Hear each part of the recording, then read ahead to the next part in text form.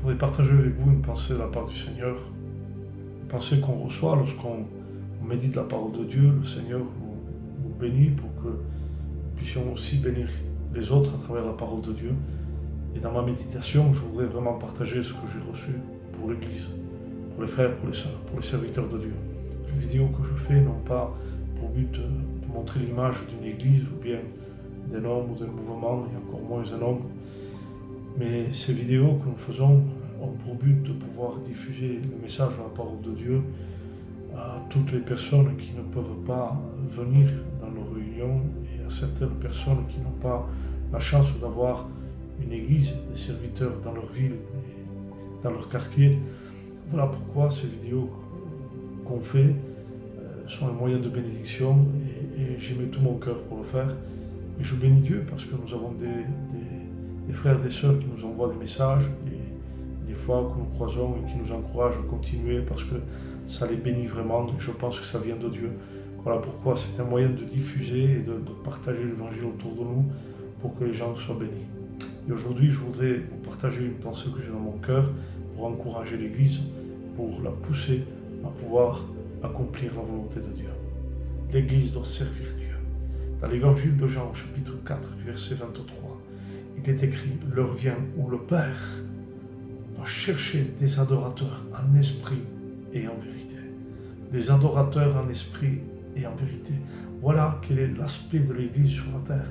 Elle doit adorer Dieu, elle doit élever Dieu, elle doit glorifier Dieu dans sa marche, dans son témoignage, dans son comportement.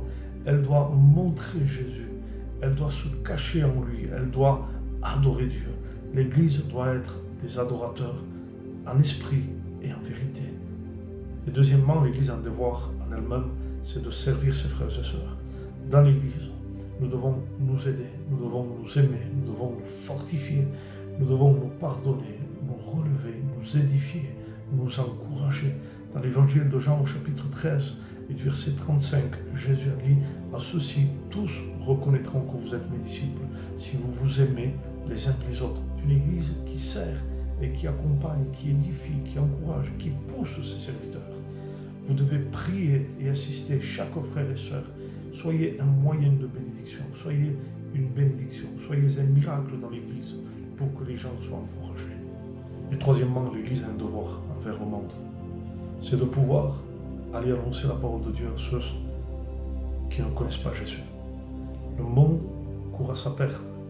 Les gens ne connaissent pas Jésus. Et Jésus revient bientôt. Et les gens ont besoin d'écouter l'Évangile. L'Évangile a besoin d'être diffusé par n'importe quel moyen. L'Évangile doit être annoncé. Les gens ont besoin de savoir que Jésus les aime. Tellement de gens souffrent, tellement de gens sont angoissés, opprimés, captifs, dans leurs péchés, condamnés, dans la maladie, dans la dépression, dans l'oppression. Bien, la solution est Jésus.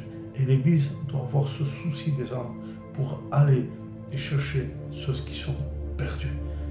Il est écrit dans l'évangile de Marc, au chapitre 16 du verset 15, « Allez dans tout le monde entier et annoncez la bonne nouvelle. » L'évangile de Jean, au chapitre 17 du verset 15, il est écrit « Je te prie de ne pas les ôter du monde, mais de les préserver. » Mais nous sortons de ce monde pour aller annoncer l'évangile.